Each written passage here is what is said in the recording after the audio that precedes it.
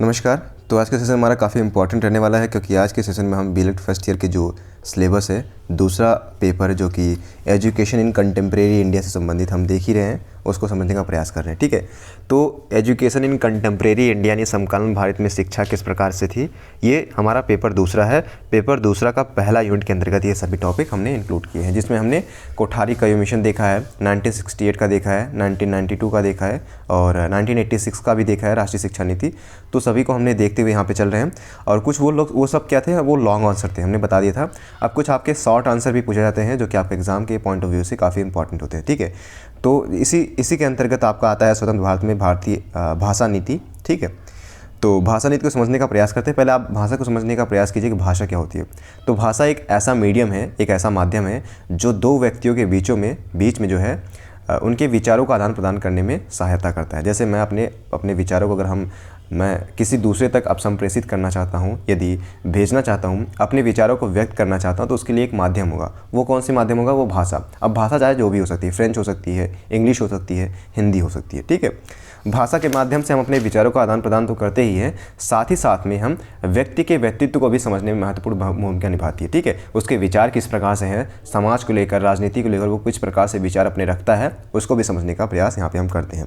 तो आइए देख लेते हैं कि स्वतंत्र भारत में जब हमारा भारत 1947 में स्वतंत्र हो चुका था, तो उस समय भाषा नीति क्या थी, त्रिभाषा सूत्र क्या था, भाषा को लेकर के समाज में किस प्रकार से रूढ़िवादिता थी, किस प्रकार से जो है संविधान में प्रावधान किए गए, भाषा के संरक्षण का कौन कौन से प्रावधान किए गए हैं, उन सभी चीज़ों को यहाँ पे समझने का प्रयास करेंगे। हालांकि इसका जो है शॉर्ट आंसर जो है ज़्यादा पूछा जाता है, तो इसको आप एग्ज़ाम के पॉइंट ऑफ व्यू से तैयार तो करेंगे ही। देखिए, मैं बता रहा हूँ कि ये जो आपका सिलेबस है, ये ना केवल लखनऊ यूनिवर्सिटी यानी लखनऊ विश्वविद्यालय के लिए, बल्कि अगर आप बरेली में पढ़ रहे हैं, या फिर आप दिल्ली से पढ़ रहे हैं, या फिर आप बीएड किसी भी कॉलेज से कर रहे हैं, इवन आप बीएड भी कर रहे हैं, तो भी आपका सिलेबस जो है यहाँ से मैच करता है। तो ये आप डेफिनेटली आपके लिए सहायक होगा।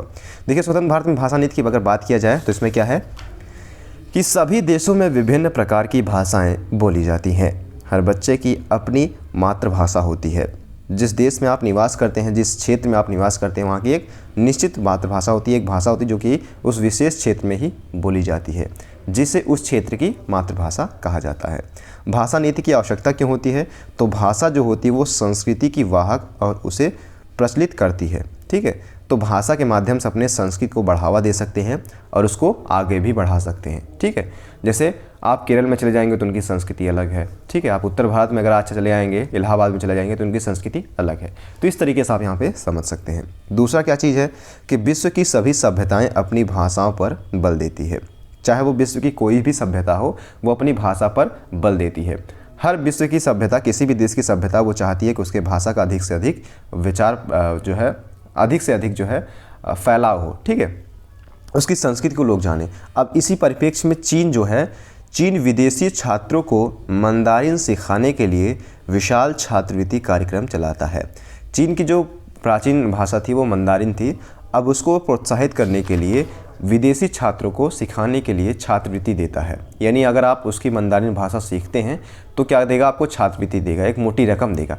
तो इससे क्या होता है, लोगों में प्रोत्साहन होता है कि चलिए ठीक है, एक रोज़गार ही सही। ठीक है, भाषा भी सीखेंगे, इसी बहाने हमको वो रोज़गार भी मिल जाएगा। तो इससे क्या होगा कि उनकी संस्कृति का विचार प्रसार बहुत काफ़ी लंबा होगा, जिससे उनकी संस्कृति का फैलाव होगा। ये चीज़ें होती है।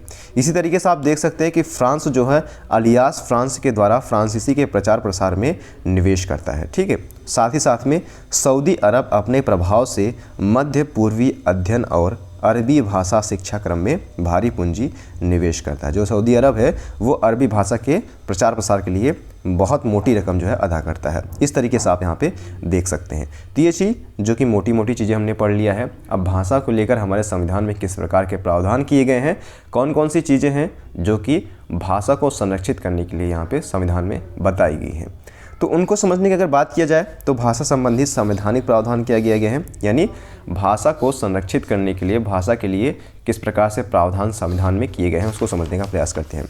एक अनुच्छेद है 29। इसमें क्या कहा गया है कि नागरिकों के किसी भी वर्ग जिनकी स्वयं की विशिष्ट भाषा, लिपि या संस्कृति है, उसके संरक्षण का अधिकार है। बताया क्या गया है कि नागरिक होते हैं किसी भी वर्ग के, चाहे वो किसी भी वर्ग के हों, स्वयं की विशिष्ट भाषा, मान लीजिए कि एक क्षेत्र है जहाँ पे आदिवासी रहते हैं, अब उनकी एक क्या है, एक विशिष्ट भाषा है। अब या फिर लिपि हो सकती है या फिर संस्कृति हो सकती है। तो उन व्यक्तियों को उनकी संस्कृति, उनकी भाषा को संरक्षण करने का अधिकार है, ठीक है। तो उनको यह अधिकार दिया गया है संविधान के माध्यम से कि वो अपनी भाषा के संरक्षण के लिए उसका प्रचार प्रसार कर सकते हैं या उसको संरक्षित रख सकते हैं, संविधान प्रावधान करता है। और कई बार जो अल्पसंख्यक होते हैं या फिर दबी हुई जो भाषा जो विलुप्त होती चली जा रही है, उनके लिए सरकार भी कई बार विशेष प्रावधान करता है, ठीक है। अगला है अनुच्छेद 343 क्या है, तो भारत संघ की आधिकारिक भाषा जो है वो हिंदी है। आपको ध्यान रखना चाहिए कि भारत संघ की जो आधिकारिक जो कामकाज में, आधिकारिक कामकाज में जो रूप में प्रयोग की जाती है वो कौन सी भाषा है, वो हिंदी भाषा है। जो हिंदी भाषा की जो लिपि है वो देवनागरी है, इसको आपको ध्यान में रखना है। अनुच्छेद 343 अगर आता है तो इसको डेफिनेटली आप यहाँ पे कोट कीजिएगा कि भारतीय संघ की आधिकारिक भाषा हिंदी है। उसी तरीके से जो अगला पॉइंट है अनुच्छेद 346 की बात करते हैं, तो जब आपस में संचार करने वाले दोनों राज्य सहमत होंगे तब अंग्रेजी के स्थान पर हिंदी आधिकारिक कामकाज होगा। अभी क्या होता है, वर्तमान समय में अंग्रेजी के कामकाज आधिकारिक कामकाज के रूप में प्रयोग किया जाता है कई राज्यों में। अब इससे आप देखिए, समझने का प्रयास कीजिए। मान लीजिए कि दो राज्य हैं आपस में, पश्चिम बंगाल, मान लीजिए कि एक मध्य प्रदेश और एक दूसरा छत्तीसगढ़ है, ठीक है। अब मान लीजिए कि उनको आधिकारिक किसी एक भाषा पर या फिर मान लीजिए हिंदी पर ही उनकी सहमति व्यक्त हो जाती है कि हाँ, दोनों राज्यों के जो आसपास के राज्य हैं वो हिंदी को समझते हैं, बखूबी रूप से समझते हैं और दोनों राज्यों की सहमति है, तो हिंदी को जो है उन दोनों राज्य की क्या बना दिया जाएगा, आधिकारिक भाषा बना दिया जाएगा। यह अनुच्छेद 346 के अंतर्गत निहित किया गया है, ठीक है। वही अनुच्छेद 347 की बात किया जाए तो अनुच्छेद 347 में जो है वो राज्य के अधिकांश भाग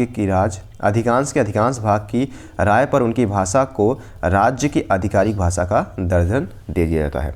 मान लीजिए कि पश्चिम बंगाल में जो है वो बंगाली बोली जाती है, ठीक है। अधिकतर लोग क्या है कि उनकी राय बन चुकी है कि हाँ, हमारा जो भाषा है पश्चिम बंगाल में बंगाली बोली जाती है, तो उसको राज्य की आधिकारिक भाषा का दर्जा दे दिया जाए। तो क्या कर दिया जाता है, उस सरकार के द्वारा प्रावधान करके उस राज्य की राजभाषा के रूप में या फिर आधिकारिक भाषा के रूप में उस भाषा को उस राज्य की आधिकारिक भाषा घोषित कर दिया जाता है, ठीक है।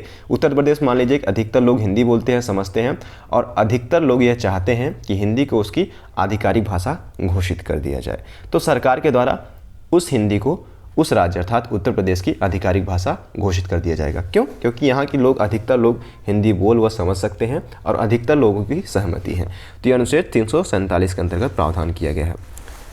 वही अनुच्छेद 350A की बात किया जाए तो प्राथमिक स्तर पर मातृभाषा में शिक्षा की व्यवस्था का यहाँ पे उल्लेख किया गया है, अर्थात बताया गया है कि प्राथमिक स्तर पर यानी कक्षा 1 से 5 तक जो है उनकी मातृभाषा में ही शिक्षा दिया जाए। कई बार क्या होता है कि आप मान लीजिए एक बालक है, अब वो जो है मातृभाषा उसकी कोई अलग है, ठीक है। अब मातृभाषा में आप शिक्षा न दे करके उसको आप इंग्लिश पढ़ाते हैं, तो इंग्लिश में बच्चा कम अनकंफर्टेबल होगा, वो समझने में सहायक उसको सिद्ध नहीं होगा, ठीक है। क्यों? क्योंकि उसने जो मातृभाषा सीखी है, अगर आप उसी भाषा में उसको शिक्षा देते हैं तो वो ज़्यादा एब्जॉर्ब कर पाएगा, ज़्यादा चीज़ें अच्छी तरीके से समझ पाएगा। इसलिए बताया गया है संविधान के 350A में कि प्राथमिक स्तर तक जो है मातृभाषा में शिक्षा की व्यवस्था किया जाए। वही अनुच्छेद 350B में बताया गया कि भाषाई अल्पसंख्यकों के लिए विशेष अधिकारी की नियुक्ति का प्रावधान किया गया है, ठीक है।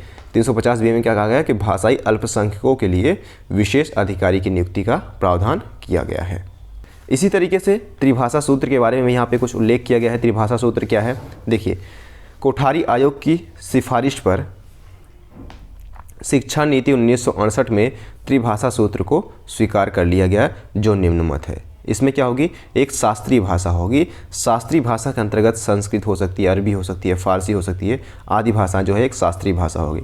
दूसरी क्या होगी, राष्ट्रीय भाषा, जो पूरे राष्ट्र में लगभग बोली जाती हो, ठीक है। जैसे हिंदी, असमिया, बांग्ला, ये लगभग पूरे राज्य में बोली जाती है, वो समझी भी जाती है, ठीक है, अधिकतर भारत के क्षेत्रों में। एक होती है आधुनिक यूरोपीय भाषा, जिसमें आप फ्रेंच, इटालियन और यूरोपियन भाषा को सम्मिलित कर सकते हैं। त्रिभाषा सूत्र इसी को कहा जाता है। एक शास्त्रीय भाषा होती है, एक राष्ट्रीय भाषा होती है, एक आधुनिक भाषा होती है, ठीक है। इस तरीके से हमने यहाँ पे समझने का प्रयास किया है। तो ये हमारा जो टोटल था स्वतंत्र भारत में भाषा नीति, जो कि हमने समझने का प्रयास किया और समझ भी गए होंगे आप लोग, ठीक है। इसको आपको अनुच्छेदों को देख लेना है और अपने तरीके से आप यहाँ पे कोडिंग के माध्यम से आप यहाँ पे लिख सकते हैं। तो आई होप आपको ये सेशन अच्छा लगा होगा। डेफिनेटली अगर आपके कोई क्वेश्चन है तो आप इसको जो है पूछ सकते हैं। और अगर आपको इसका PDF फाइल चाहिए होगा तो आप टेलीग्राम से जुड़ सकते हैं, या फिर 6393621344 पे आप मैसेज कर सकते हैं, या फिर मैसेज करने से बचने के लिए आप यहाँ पे मैं कोशिश करूँगा कि आप यहाँ पे टेलीग्राम पे ही मैसेज कीजिए, ठीक है, उसको वहाँ पे आपको प्रोवाइड करा दिया जाएगा। So thank you so much, keep loving, keep supporting and keep stay with us. अगला सेशन हमारा जल्द ही आएगा।